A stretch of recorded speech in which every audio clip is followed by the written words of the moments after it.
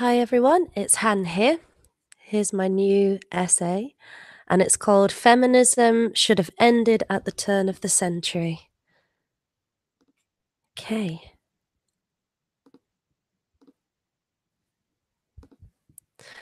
Feminism and all victim movements are the perfect example of a bait and switch. Whilst they gain momentum as movements which fight for legal rights, after these rights are achieved, bizarrely, the movements do not disband, they continue to grow. Why? I got my little drawings here. This one says, "You are triggering my bipolar, you pig." And that's your borderline type housewife feminist, which I'm going to get into later in the essay. And this one says, "Keep your male privilege off my body." This is the for feminist, which stands for failed as a woman feminist. Okay.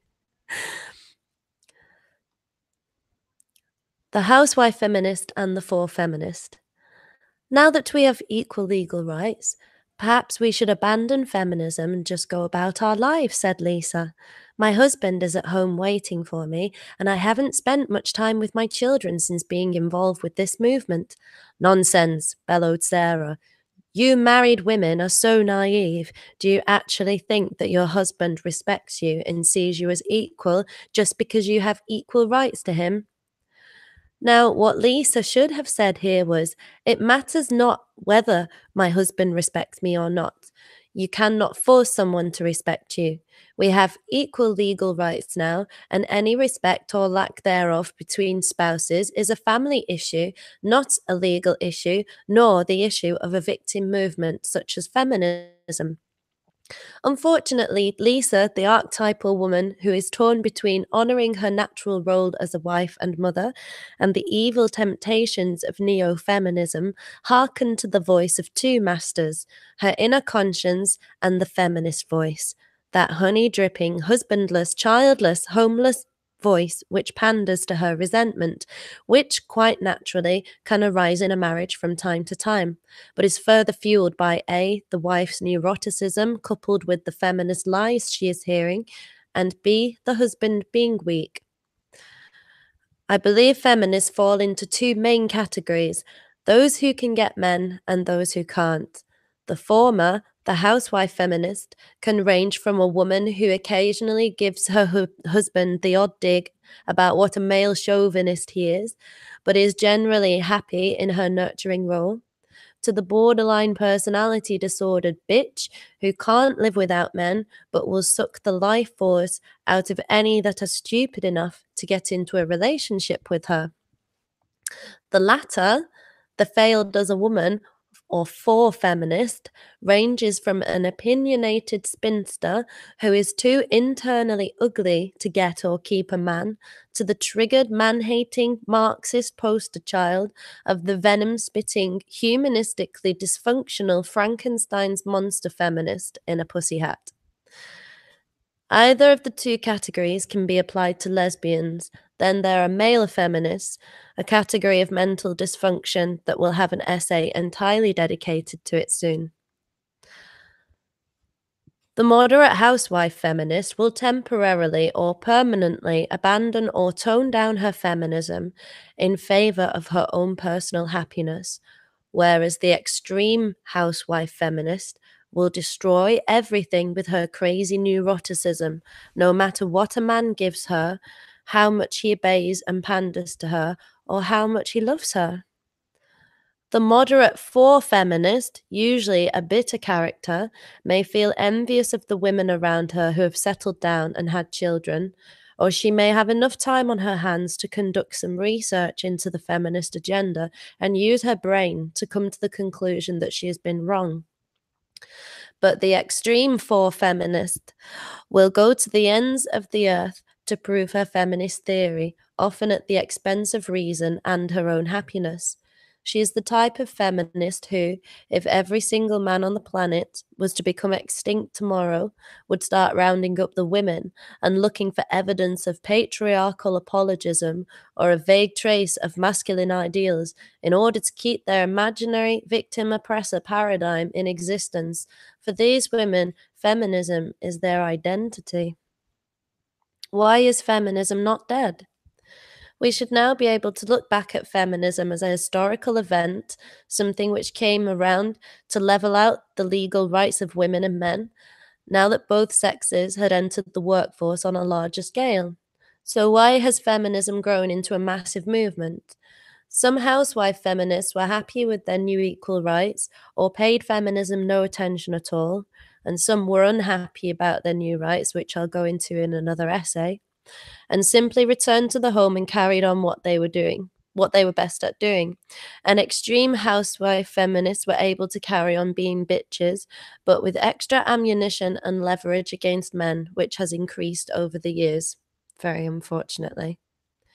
However, society's spinsters, lesbians, and other women unable to get a man had something they could wield as a weapon to keep everyone from ever questioning their failings as women: the "it's all men's fault" shield.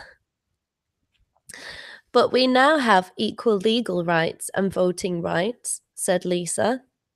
They may have given us equal rights, but what about how they treat us, the way they look down on us, the thoughts they have about us, their sexist remarks? Snapped Sarah. It's funny because I don't recall any sexist remarks ever having been made against me, answered Lisa. Oh, really? What about when he comes home from work and expects dinner on the table? What about the fact that you are with the children all day and he is out gallivanting?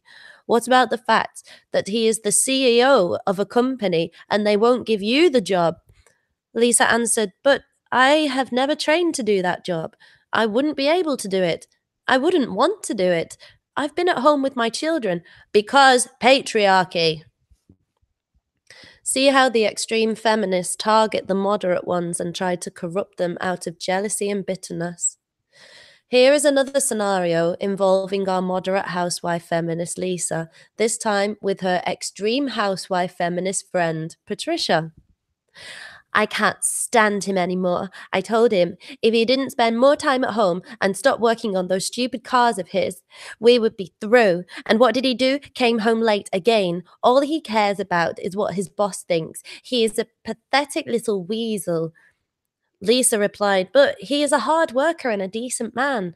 What will you do if he isn't around to provide for you and your children anymore? Ha! Scoffed Patricia. A great provider. He hasn't had a pay rise in 6 years. Anyway, my house is paid off, and he will have to provide child support. I don't need him. Women like Lisa ended up confused and experienced cognitive dissonance. On one hand, their experience of men was a good one. Their husband was kind to them, a good person and a good father, and they had never experienced any of this ill treatment the other women were complaining of. Or had they? Confusion abounded. The feminists spoke lies to them from all angles, and the seeds of doubt and resentment were planted. The thing is, men and women are different, Lisa's wise, single friend Jackie told her when she asked for her opinion. Men are like children, and it is up to us women to hold everything together as we are more mature and more empathic. So you can see that feminism is rarely about equal rights and is usually always about something else. Equal legal rights turned into feminists needing more legal rights than men to level the playing field, and has now turned into thought policing and constantly being on the hunt for any signs of misogyny. And we all know how that can manifest. One can understand that after one has fought for equal rights and has achieved them, one is going to feel slightly paranoid about things going back to the way they were, and so would be slightly on heightened alert for any signs of this. But if this were a real reason for feminism to not only continue, but turn as ugly and as fascist as it has, then other things that people value would be as closely monitored and protected, such as freedom of speech. The real truth is that feminism is still very much here for one reason only. It allows women to remain a victim, clinging onto that nut and valuing it above everything. That is the true evil and cancer in our society, the pathological desire to be a victim. Thank you for listening. Um, and I would really like it if people subscribe to my channel and follow my work at han.verum.wordpress.com. I'd really like to drum up some discussions there. And I'd also like to see what kind of thing people want me to write about. I'm kind of in a little bubble here. I have a community of people where I discuss ideas, but I kind of feel like I'm a bit of a one-man band at the moment. I'm seeing all of these things. And I would just like to get some feedback and some conversation going, and then it's kind of not just me ad-libbing all the time. I am going to start interviewing people, hopefully soon. I've got somebody lined up, somebody very interesting, and it's very insightful stuff. I'm not going to give anything away though. But if you are somebody who you don't even have to be somebody who writes essays on this or anything. Just somebody who has some insight. Maybe you used to be a feminist. Maybe you are a feminist. I would love to have a feminist and have a discussion with them, because I don't actually believe that feminism is as irrational as I believe it is. There's almost part of me hoping that it's not, and that there actually is something rational about it, and that I'm missing that, and I need to find out about it. I don't know. I am suspecting that it is completely irrational, but I don't know. I wish somebody would step up and have a conversation with me about it. Okay, thank you very much for listening, and I'll catch you soon.